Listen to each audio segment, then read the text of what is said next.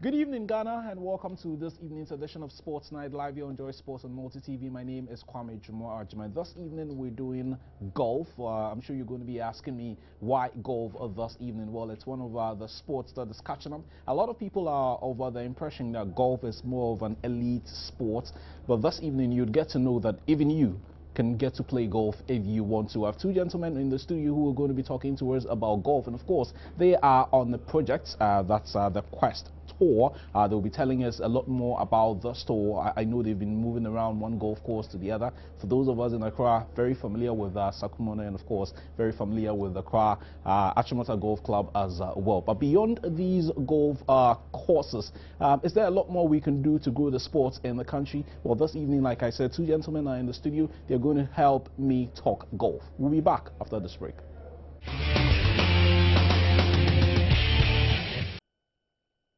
Well, we're back from the break, and I'm sure you're looking forward to the discussion. But before we do, let me inform you the African Origin Travel and Tour say that they have a plan to take you to Brazil 2014 if you want to go and see the Black Stars in action. Of course, if you want to go and enjoy yourself at the World Cup, all you need to do is to pay $100 for registration, and then when you're done, you need to meet some requirements. If you meet those requirements, you're on your way to Brazil. It's as simple as that. It's open to everyone, businessmen, businesswomen, supporters groups. I mean, anyone out there, as long as you can meet the requirements, you're on your way to Brazil. You can reach them on phone as well. You know, the offices in Accra, they have an office in Kumasi as well in Accra. You can find them at Osu Oxford Street in Kumasi. You can find them at Longa Junction, just around the traffic lights. You can also find them in Sunyai in the Sam Bennett's building. Make your way to these locations, and chances are that you're going to be on your way to Brazil to cheer the Black Stars to a first ever World Cup. You don't believe that, do you? Well, but this evening we're doing a golf.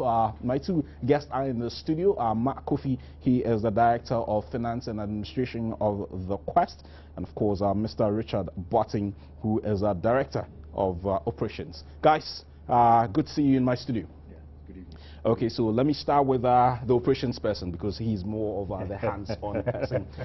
For a lot of people, especially in our parts of the world, the whole notion of playing golf is that association with elitism.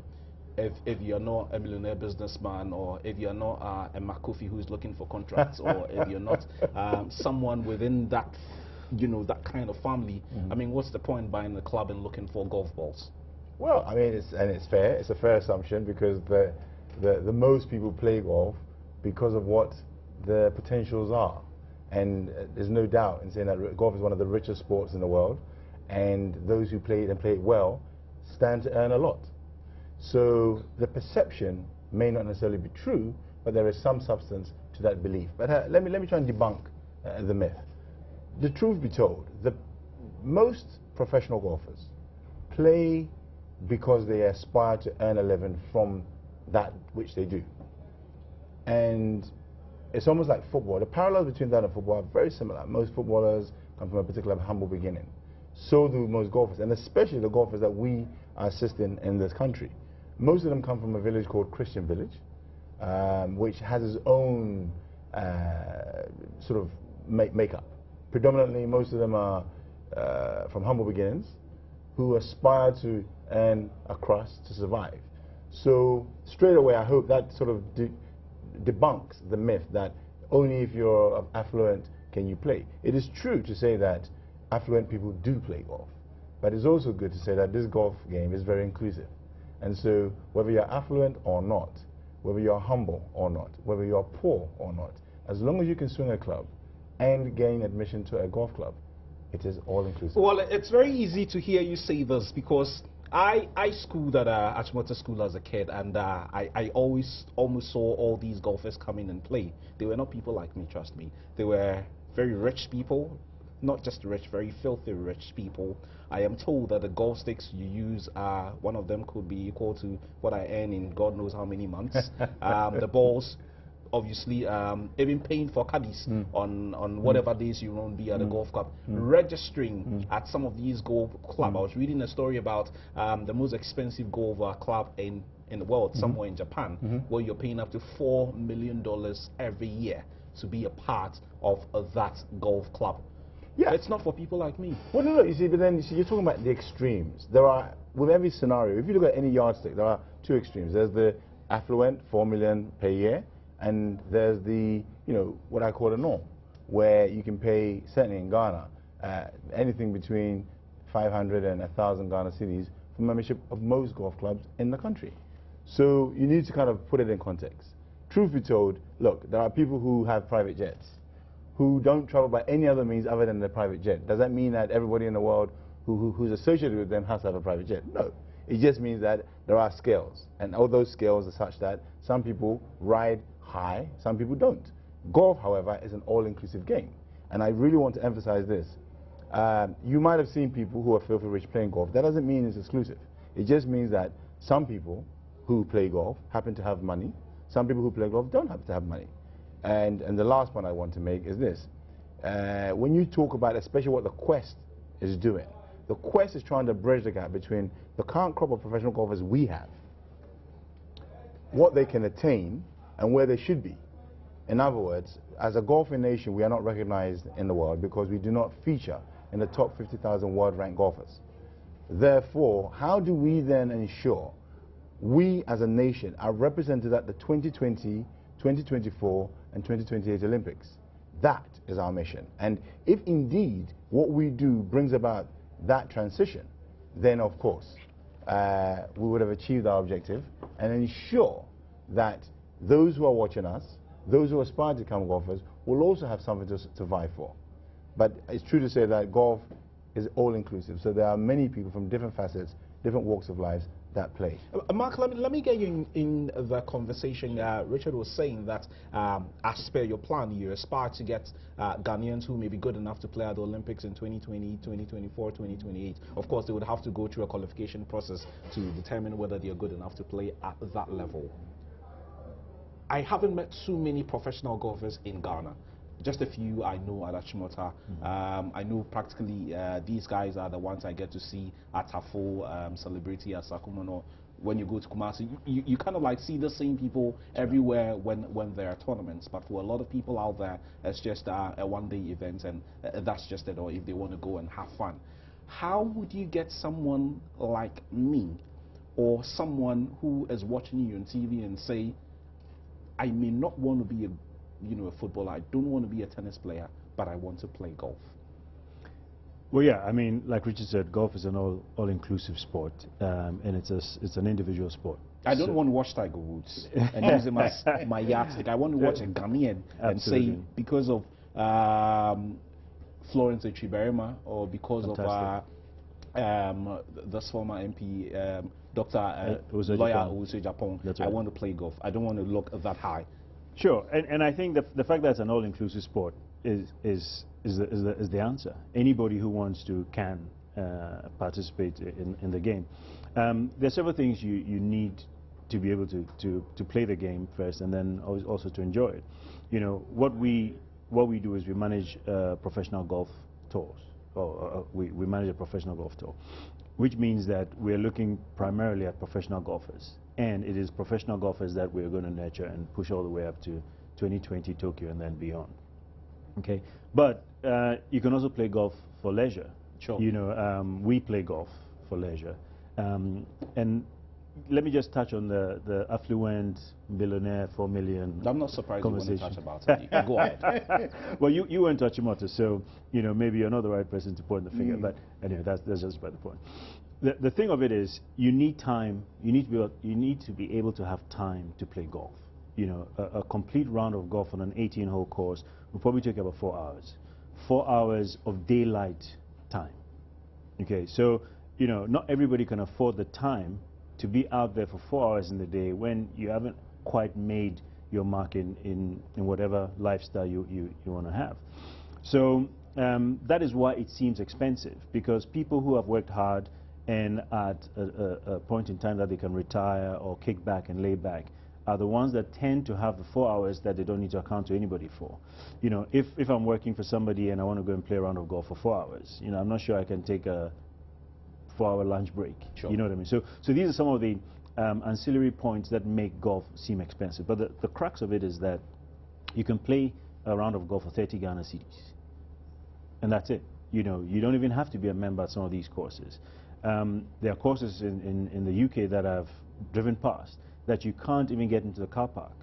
You know, so sometimes we try and create the myth around the item in discussion so that you get a certain amount of kudos for it, you know. And that's not what we're about. We want to show the other side of the game that is available to everybody, male, female, young, middle-aged, old. And you talked about a lady scientific who's been playing golf and still winning. And I don't know her age, but she's certainly in her latter years, in her advanced years. You know, so anybody can play golf. And if you want to start from scratch, first of all, you have to have the time. You have to devote a lot of time to it. We say that practice makes perfect, but you know, the best practice, they can't get it wrong. You know, and that's the kind of dedication you need to put into the game to rise to the top and qualify for the Olympics, for example, or any other international tournament, and indeed tournaments here in Ghana hosted by the Quest. So yes, it's open to everybody. You need to go through the ranking. You need to perform. Your game needs to be improving, and then you can make whichever direction you want your end game. But the thing of it is, golf is a fun game. You know, it's an individual game. You're always competing against the course and competing against your last game. So I invite everybody to take an interest in the game. I'm sure in the second part of the program we're going to get to talk a lot more about what your organization is doing. But before we do that, how easy has it been, or how challenging has it been for you guys to go around the various golf courses that we have in Ghana and spot these potentials that you think have what it takes to go that far? Yeah, I mean, before we set up the company, we had relationships with several of the golf courses in Ghana, and there are professional golfers that play there. We have been trained by some of these professionals to get our game to the standard it is, both locally and internationally. So it was always obvious that we have talent that is not being tapped. What we have done is we have associated with the Ghana Golf Association, we have associated with the Professional Golf Association of Ghana, and indeed the Golf Development Board in Ghana, to try and put this idea together so that we can achieve the objectives that, you know, we've spelled it, and I'm sure we'll talk about. Yeah, the finance person, does it cost a lot of money? It does cost a lot of money. It is a lot of money that goes into it, especially because we want to host these tournaments at a certain standard, you know, a standard that is comparable to international standards. I mean, if you watch some of the golf we have on TVs, you will see the environment they're in. It's lush greens. You have people dressed up properly. They are sponsored, so they're sponsored, and that's what we also do. We want to create the platform so that sponsors will see what our people are doing and want to sponsor. And indeed, all of what we do is through relationships and collaborations with our partners. You know, so from a finance point of view, yes, it's expensive. We have to put a lot of money into it because we want to achieve a certain minimum standard. Our slogan is addicted to excellence, and we keep repeating that to everybody and for you, Richard, the operations person in the business, it's not just about Mark finding the money and using his expertise to get the very best, but you would have to be going into every hook and cranny and say, this guy is good enough. Mark, if we put a lot of money into this guy, chances are that we can go very far. Absolutely. And you know, the litmus test has always been, if we look at, bearing in mind I've said Ghana as a nation is not recognized as a golfing nation, and we look at how our crop have fared in some of the foreign countries that have been afforded the opportunity to play in. For example, at least 9 of our number have played on the Nigerian tour. Numbers 1, 2, and 4 are Ghanaian. November 28th last year, 19 of our number went to Sierra Leone. The top 9 were Ghanaian. And it's an indication of how we have the potential. No doubt. We just need to harness it. And most recently, with our event in Tafo, there were 55 participants, of which there were 9 foreign pros. The winner was Ghanaian, second was Ghanaian, joint third, 2 Ghanaians and a Ivorian. So perhaps the potential there needs to be harnessed and ensure that when it's repackaged, it actually meets that which we see on TV and on international stage. And here's the point. Almost like football, and I can't, I mean, we're not reinventing the wheel, because we've seen it happen in football. The metamorphosis of our football players from where we used to be 20, 30 years ago to where we are now, where we're playing for some of the top leagues, top football clubs in the league, in the country, and in the world, demonstrates that the potential is there if harnessed well. Now, what I know we can do is, if you look at some of our current crop of pros, their biggest handicap has a lot to do with attitude, or the way they perceive themselves. So if you deconstruct and reconstruct them, the physical skill of swinging a golf club is not a problem. Perhaps, maybe we can bridge that gap by providing them with clubs specifically fitted for them, and maybe retune their mind so that they get to have a sense of fearlessness. And then when you combine that with playing on better courses, my word, the sky truly is the limit. The point is simply this. What we're doing right now is providing a platform to demonstrate the various skill talent or skill levels that our pros have. Identify them, harness them, and then reconstruct them for our eventual goal, which is 2020 Olympics. Well, we'll get to see whether in 2020 we're able to, unearth the talents that will be good enough to compete at the highest level of the sport that it's going to be in Tokyo. And then hopefully, if we don't even end up making any inroads in there, who knows, 2024, 2028 might just be our year. We're going to be going for another round of commercials. We'll be back to continue with the discussion.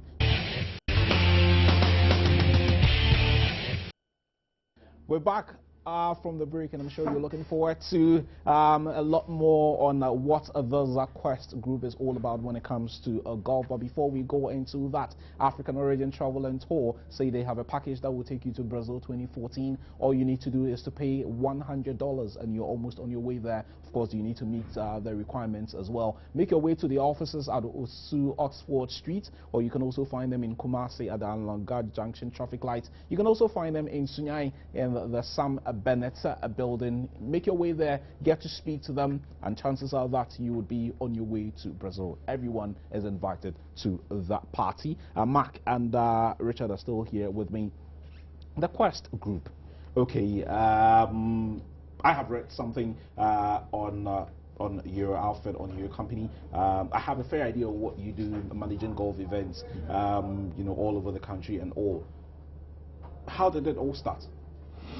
Yeah, it started very simply. We are passionate about golf, we play golf, and I started to say earlier that we had some kind of relationship with some of the professional golfers. We, in different formats, sponsored some of these pros to go and play some of these international tournaments. And because deep pockets. Well, you help where you can. You help where you can. And some of these pros, like Richard said, went and performed quite admirably in Nigeria. And Nigeria was the end game for most of these pros. They want to go play on the tour and make a living. The pay is quite good or was good on the Nigerian tour. And like Richard said, Ghanaians were performing a lot better than some of the other countries that were participating, especially being in the first, second, and the fourth positions of, I think, 2012. Mm-hmm. But what happened subsequent to that was the Nigerians put an embargo and said that, look, no more Ghanaians can come and play, which meant that the pros that we were trying to sponsor to get into that tour no longer had a platform to go and perform. So we thought, look, what we're going to do with the investment we've already made. And through thoughts of brainstorming, we came up with the idea about having our own tour. They're here. It's easier to commute within the country than to actually travel outside. So that's where, if you like, the idea was born. And, we put our heads together and thought, look, let's do this. Let's go across the country. Let's have a professional tournament that Ghanaian pros can play. And let's open it up later to the international community so they can also come here, play the competitions that we play with our pros, and then assess them. And it was through that conversation that we started to think, okay, so what is beyond that? And we started looking at British Open tournaments, international tournaments in South Africa, the Sunshine Tour. And then we thought, look, Olympics is going to happen in 2016. How can we get our boys to qualify and play? And we realized, look, they're not even being ranked. And like Richard said, in the top 50,000, there isn't a Ghanaian player in there. Yes, there are some South Africans because, they already play. Oh, they have some good ones there. Absolutely. And exactly. Who stays in? Yeah. You know the names. So that's what motivated us to think, okay, maybe not 2016, but 2020. And you know, when we observe their performance, we know they're already capable and have the competence to play at that level, even now. But it's just because of the circumstances. They don't have the visibility, they've not been promoted, and you know, they're in their little corners doing their best. So this idea is to formalize what the pros are already doing, consolidate it. We have a ranking table that is named after one of the first or the premier Ghanaian professional golfers called David Abalu. So the Abalu ranking is a table that is going to track the performance of all our pros, both in Ghana and outside Ghana, who participate on our tour. And at the end of the period, every year we'll start a new tour. You will have golfers who have played a certain number of games and have accrued a certain number of points, and that should automatically show who the number one is and so on. And the table is already starting to show up a very interesting form. Sorry, I just wanted to add, and in addition to that, to inject the level of integrity, discipline, and competitive edge that we require, we've actually put into place a challenge within our tour. So each tournament there's a hole-in-one, which means that any participant that can actually hit a ball on the prescribed hole from the tee box into the hole wins a full-turn conqueror. And if they don't win it during the currency of the season, at the end, the leading pro wins that car. So, you know, there's a lot to be done to get to the level we want to get to. But certainly where we've started far eclipses anything that's been done before. You started from somewhere, I would want to believe. I know that early this month you held an event at Tafo. How did it go? It was absolutely awesome. It was, in fact, when we use what we've done previously, September last year, January 30th this year, and then we've eclipsed each event. And certainly Tafo was absolutely... Who was there, and what was the level of performance like? Well, first of all, we were sponsored by UT Bank. They were very kind and gave us there's an association between them and the course. So they had they gave us their course, which is the Tafo. It's absolutely delightful course. What I call a deceptively easy, devilishly tricky. Then you had some of our partners that were there were assisting us, but they had 55 participants, which was double the number we had in Kumasi and certainly the number we had in Tema. Now, one of the things we're also trying to do is try and increase the pool of professional golfers. So 19 of our aspiring pros participated alongside the pros, some of whom were from Sierra Leone, Nigeria, Ivory Coast, Togo, I think. Maybe there might be one other country. And they perform everywhere. And thankfully, the feedback we've been getting indicates that they are chomping at the bits for the next tournament. So Tafo was absolutely wonderful. I mean, it's got everything you need. The only problem I have with Tafo is it's only 9 holes. But even then, it left... Oh, you're starting from somewhere. Well, absolutely. It left the pros scratching their head because, as I said, it's deceptively easy. But absolutely. The standards are going to be key. I don't think you guys are just organizing the tournament because you want to organize something. You're looking out for something so absolutely. That when you take you know, the very high level of golf around the world, we get to hear it's what our European tours, American tours, Asian tours. So they are moving from one competition to the other. How do you monitor the progress of all these guys? Because I'm sure after Tafo this month, chances are that you have other events coming up as well. Absolutely. Well, first of all, yes, we do. Our next event, if all goes well, will be in May at Tema Country Golf Club. But to answer your question about how do we monitor, and that's very key to what we're trying to achieve. And Mark alluded to that we have a ranking system which deals with... Based on what? Based on number of events participated, how you fared per event, monies you've earned, and all the other stats about how well you play, whether you played on how many times you hit the fairway, greens and regulations, number of putts. All those things come into play, but predominantly it gives us a snapshot view of how the pros are playing. For example, in September, after the September event, the leading pro was, pre-September, it was perceived that Amos Kobler was the leading pro in Ghana, and followed by Vincent Toga. Then September event, the leading pro was Victor Brave Mensah because he won.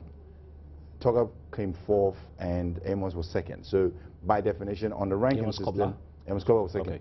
And so by definition, you had Victor Brave Mensah as number 1 golfer, Kobler number 2, and Toga was joint 4th. Followed to Kumasi, that suddenly changed. Kobler wasn't playing, Mr. Brave Mensah played, But the final analysis meant that Vincent Toga became the #1 golfer. I believe Stephen Clark was featured in there somewhere, and yeah, Corsa and Gordon Sai. So suddenly the dynamics changed, and specifically following this event, Vincent Toga is a clear leader right now because again he won in Tafo. So and he's left, and I think Amos came second. So he's left a huge gap, but there are many more events to go to the end of the season. So almost like the Football League and the British Premier League, you can see that there's going to be a number of twists and turns. And I want our pros to focus and believe in themselves and realize that it is only this type of competition that will drive them to achieve even beyond their own expectations. Well, your standards and your expectations are maybe very high, and I would want to believe that these guys are aware of what exactly you're looking for, Mike. Absolutely. Like I said, we develop a strong association with the professional bodies. So we have regular interfaces with them. We discuss what we're doing. We have our plans laid out. We have a website that players can go and register, go and check on their performance. Viewers can also go and check on our website and just see what has already been recorded. We've had 4 tournaments. The stats are there. You can see what each player has played on each day of each of the 4 days per tournament. You can see what each player has done each tournament. You can see the progress, who's gone up, who's come down. You can see how much money they've won on our tour. You can see how many ranking points, how many Abalu ranking points they've accrued, and it's cumulative for the season. So by the time we get to the final, which will be the champion of champions, the leader would emerge. What was interesting, and I'm sure you're going to show some of our footage, what was interesting was that after day 2, Amos Kobler came and made an assessment of the performance on the first 2 days and realized what gap he had to make up, and went out and played a round of his life to get close. And I think eventually he was beaten by 1 stroke by Vincent Toga. So the competition is fierce. We refer to the last tournament as a clash of the titans. And you could see when you see the footage that these guys came to do battle. They came heavily clad in their armor, with their golf clubs, ready to do themselves justice and climb up the leaderboard. Also, like Richard said, some people are able to play a very good round in the beginning, make a lot of ground, they fade over at some point, and then they fade over. Some people come from the back and win. Some people hold their own. And all these things are going to give them an opportunity to test the waters here in their home backyard, so that when they go out and start competing internationally, it's common ground. They've done it before. They're familiar with the tension and the pressures, and hopefully these are the building steps, the foundational Mark, steps. I'm interested in the kind of golf courses that are in Ghana and whether they meet a certain standard, so that if our guys get to play on these courses and they have the opportunity to travel outside, the courses they see there wouldn't be too alien to them. I have seen Achimota, at least. I've seen Celebrity, I've seen Tema, I have seen 1 or 2 in the Western region as well. I've seen Kumasi here as well. Do our golf courses, I wouldn't want to compare, thus with what is out there, but are they of a certain standard, so that if you're playing golf here and you travel to, let's say, an England or on a tour in the United States, you don't see the courses and say, am I on a different planet or something? Well, yes. I mean, our courses are not the best courses in the world, without a doubt. But effort is being made now to make sure we have at least 1 international standard course.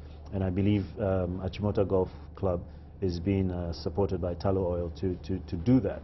And that is a very important step, which allies with what we're trying to do to put Ghana on the map and to make golf a destination, or to make Ghana a destination for golf. So yes, the standards are going up. We had many courses in Ghana. I think we have a total of about 18 courses. Some are 9-hole courses, some are 18-hole courses. But we had some that were browns, where the putting surface is just clay and oil. These have all been, most of them have been converted to turf. So you have grass, lush lawns. So things are changing, improvements are coming aboard, and the standards are going up.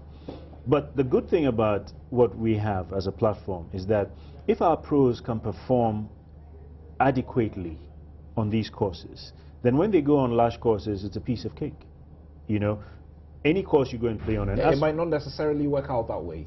It will, in the sense that you're having difficult conditions to contend with here. And when you go onto an easier terrain, then you don't need to put so much effort in terms of the way the ball lies on the turf, the way the ball skids on the green, and things like that. So I would contend that the conditions here are a little more difficult than they would encounter abroad.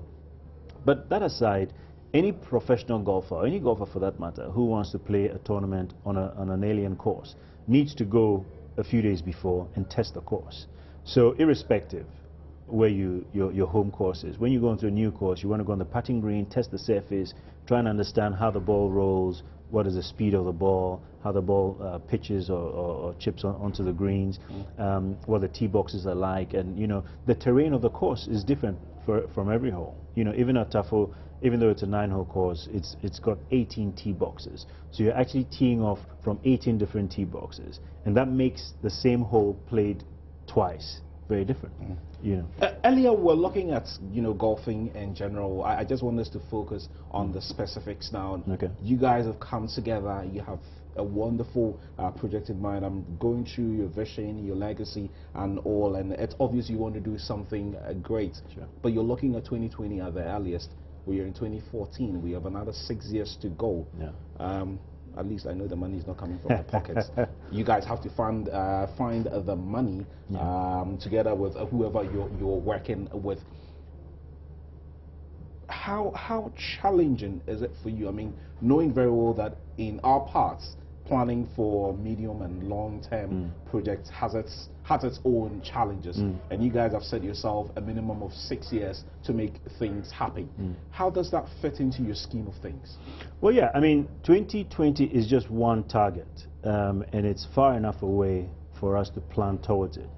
But believe me, we're looking already at this year, British Open, and we're hoping that we can take maybe 1 or 2 of our Ghanaian pros to the British Open. Wild cards? Well, no, based on performance, based on aggregate scores, and based on competence. And it's a challenge. You know, we will only take the best out of the pool. So the measurement criteria we have speaks for itself, and the pros understand what they need to do to climb up the leaderboard.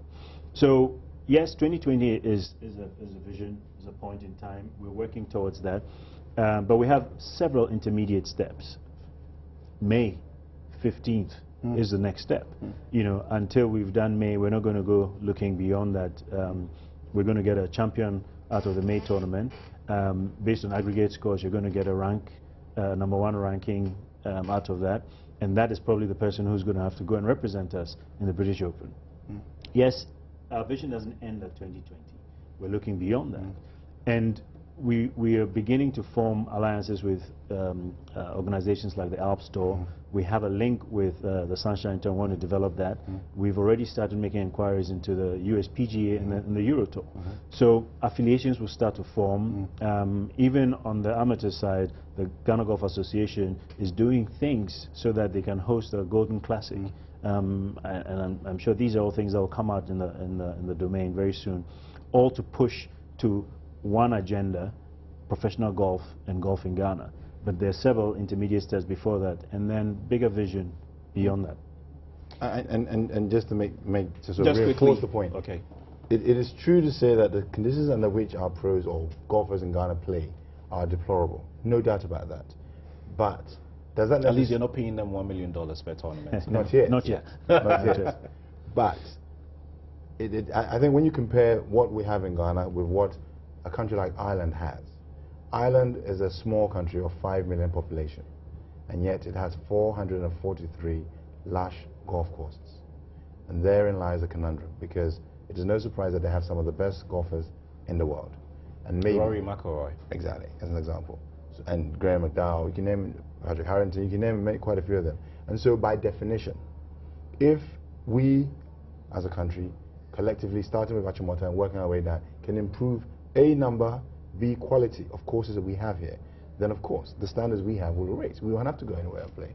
And that is where the difference lies. But we can play better.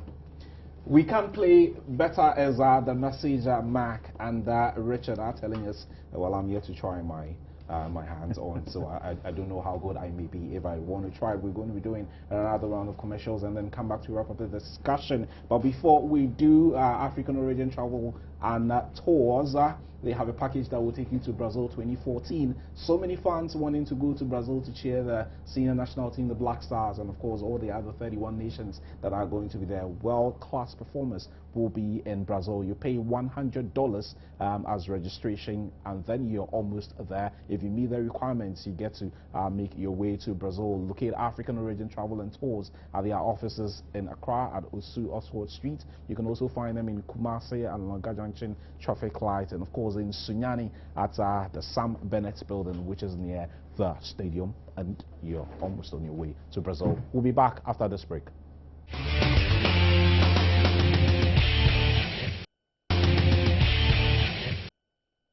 You're still live here on Joy Sports on Multi TV. This evening we're doing golf with the Quest team. They are making golf happen big here in Ghana. Who knows, you might just be the next golfing potential that could get to compete with the likes of Tiger Woods, Miguel Angel Jimenez, and all these big boys who play on courses all over the world. I mean, if someone like Vijay Singh, who comes from a very small country like Fiji, can get to win the Masters and all, don't you think that you also stand a very big chance of coming from a country with a population of 25 million to go out there and make us proud? Mark and Richard are still here with me. You have something coming up in May this year. Tell us about it. We've yet to identify the lead sponsor, but it is going to be May 15th through to the 18th. It's going to be our 4th event, and in light of what's happened thus far, we are extremely excited at the prospects, especially with the interest garnered by the local and foreign pros. We anticipate that if we had 55 for Tafo, then we're definitely looking to see maybe another 70 to be participating. Show up. Yeah, absolutely. And of course, by definition, once we've figured out, finalized all the bits and pieces regarding the sponsors, we definitely what is definitely going to be there is going to be the Photon Conqueror Challenge. It's a hole-in-one challenge, and we don't know which hole it will be on yet, but all the pros know that they are vying. If they can execute the ball from the tee to the hole and they get it, then they can win the car and drive off of it instantly, or vie for it if they become one of the top, if the top pro at the end of the season to win that vehicle. So there's a lot of prospects, and we're looking forward to showing what we can do. Well, you have to find the money, Mark. Yes, we're working hard on that. We've got some very good partners who have made commitments. We have one particular benefactor who has given us a 5-year timeline where he's going to continue to sponsor us. And like we said, the UT Bank tournament set the scene. You know, they've basically set the standard for other. They seem to be very much in golf these days. Yes, and we wanted to make a change because, you know, with the sort of amateur tournaments that they were hosting, you could get into some sort of golf fatigue. But I think with the pro tournament that they sponsored, it's given a new buzz to what a bank like UT Bank can do. And we have other partners. You know, our platform is not exclusive. We are open to everybody and any brand. Once your brand is looking for excellence, then we are the platform you can participate with. I would like to say that we have a website that has everything you need to know about golf, especially the golf tour, and that's something that everybody should try and go on. It's www.thequestgolftour.com. Yeah. So, you know, have a look, see what we're doing. Yeah. Send us any information, any concerns, any contributions, and we'll be happy to listen and improve what we're trying to do for the country. My director wants me to ask you these questions. Sure. You mentioned the medium and long-term plans that you have, and the opportunity, if it becomes available, to take a couple of our guys to, even if they're going to have a look around at some of these international tournaments and get a certain level of exposure. How often would you intend to do this? I mean, if you get Vincent Toga, who may not qualify to play in the master, whatever Masters tournament, for example, and even goes there and have a look at what it's done, I'm sure it would do a lot to his confidence as a golfer. Absolutely, but let's put it in perspective, and let's be totally upfront. We're looking at 2020. 2020 is 6 years away. So we're not looking at the 50-year-olds. We're not looking at the 40-year-olds. What we're actually looking for is the 6-year-olds, the 18-year-olds, the young ones who are now developing the game. But of course, they need the experience to be able to develop their own game. So our current crop of pros who have actually been there and done it, pretty much. We have the Brave Mansons who've been playing for some time. Done it locally. Done it locally, absolutely. And on the continent. And on the continent. Yeah. I mean, he's played in with Amos Kobler. Yeah. They've played across But the continent. you and I know that on the continent, beyond South Africa, every other one is pretty Local. average. Well, yes, yes. But you see, the conversation we had in July when we started this business and the conversations we're having now are very different. And what we want to do is have a conversation maybe next year when we meet to give you further updates. It's not to talk about our pros going away to try and play on the PGA Tour. We want to be talking about people on the PGA Tour coming to play on the Quest Tour. That is the big deal. Wow. Absolutely. That's very ambitious. Not ambitious, very realistic. ambitious. And it's I mean, doable. if you want guys who play on the PGA and who I'm told even take huge appearance fees before they come in here, I don't know if Ghanaian companies can support those kind of wages. And you see, what you need to do is you need to put it in perspective. We have a lot going on for us here in Ghana. Like I said, Achimota is being developed to be an international standard course. Once it's an international standard course, why? International standard players will want to come and play. We have Paul McGinley, who is the Ryder Cup captain for Europe, I understand, who's the designer of the Achimota golf course. Oh, really? Absolutely. So anybody in his Ryder Cup team already knows about us and is going to want to come and see the beautiful countryside that we have. I'm sure you're showing our footage. You can see what the beautiful secret of Tafo looked like when we were there, even with the heavy rains that fell on the 6th of That March. thing about golfers designing golf courses, it's an interesting one to me. You wouldn't hear footballers developing football pitches. Well, yeah, you see, the thing about a football pitch is predetermined. I think there are only 2 or 3 variations on the length and width of a football course, and it's standard across the world if you're playing proper football. But every golf course is built on a terrain, and the terrain dictates what the course will play like and what the field should be like. And that is where, if you understand how golf should be played, then you can use the terrain to map out the trickery within the course. And like Richard said, Tafo is very easy looking, but plays devilishly difficult. And I like that phrase. And that is why these designers happen to be golfers, because they know where the professional golfer is going to want to place the ball to make it easy, and they put a hazard or a difficulty in your way, so you have to circumvent that, and that brings the best out of the players as well. Actually, and in addition to that, it is maybe a misnomer that professional footballers are not consulted as far as their pitches are concerned. They actually are. In fact, there is a deep study about the type of turf, when it's watered, pre-match, post-match, during match. That's all to determine about the type of football the team in question plays. And I know from experience that you have those discussions at least a week in advance of a match. For example, I think Arsenal and Man City are playing, and I have no doubt that at the Emirates Stadium right now, there's a discussion going on right now because of the way Arsenal play, maybe the way that Arsenal want to play against Man City and the way they have been playing. They might then determine how they'll lay the turf, and so to make sure it gives them some kind of advantage. So yeah, it's not unusual in that regard. Yeah. Well, I'm going to give you the opportunity to share your final words with us. If I am a parent and I'm watching you guys make it look so easy, though I know it's a very expensive venture, give me a reason why I would want to encourage my 10-year-old, my 15-year-old, my 20-year-old, and say, in 2020, you stand a chance of becoming the African Tiger Woods. Yeah, look, let's make no bones about this. Golf is an exciting sport, and it depends on how fascinating the individual finds it. But there's a rainbow at the end of the journey. That rainbow is a pot of cash. If you can fare well, play, compete, and win on any level you play at, there is money to be made. That in itself is an attraction. Then you have golf is the only game in the world where you are self-regulating yourself. You're self-regulating. You determine whether you have made a mistake and therefore you should be penalized for it, even before you seek guidance from the course officials. So the level of integrity that's injected into the game is absolutely phenomenal. But more important than that, golf is a microcosm of life. What you encounter during an 18-hole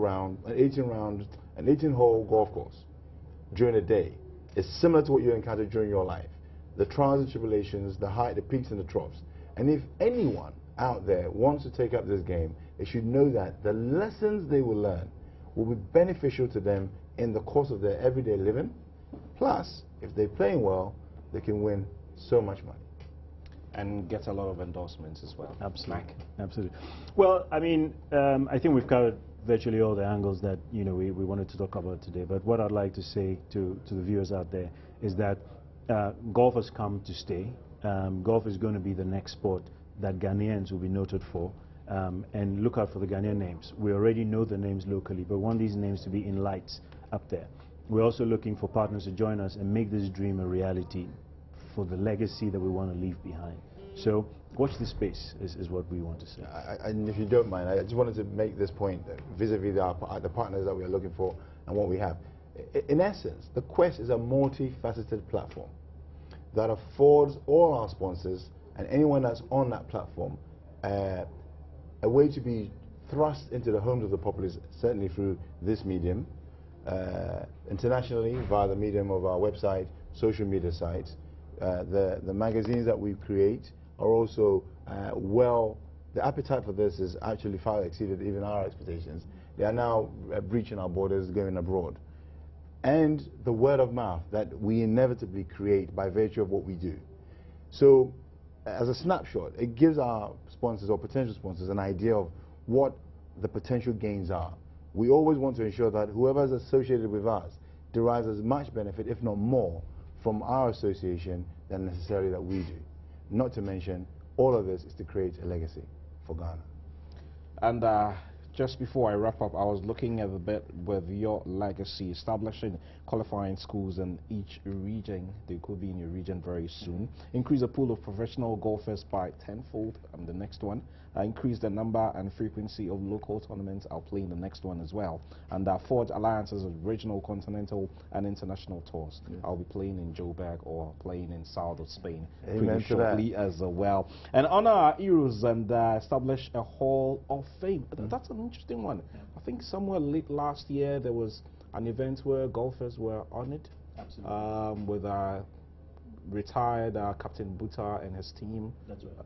Are you a part of that as well? Well, yes, because I was on the Agyemang Council at the time, and yes, because we are associated with the Ghana Golf Association. But it was a Ghana Golf Association set up. They organized it, and they thought it up, organized it, and delivered something that was very unique. I think it's the first of an annual series that they want to do. But, whilst we're talking about this, let me give your program kudos, because two of our Nigerian professionals that played on our tournament actually saw the earlier program. Oh, really? Yeah. In Nigeria. And we're in 21 countries on the continent. So. Absolutely.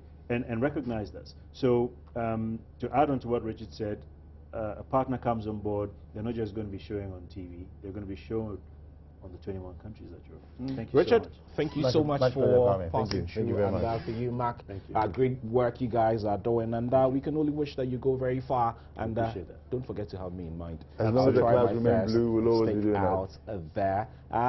Richard, again, I would want to say thank you. Mark, again, I would want to say thank you. And for you out there watching, you never know. You never know. If our Tiger is making up to about $25 million a year from playing golf as prize money and making over $70 million from endorsements with Accenture and all these big companies. You never know how much you could be making for yourself, your family, your nation, and everyone associated with you. Thanks for watching. Bye-bye.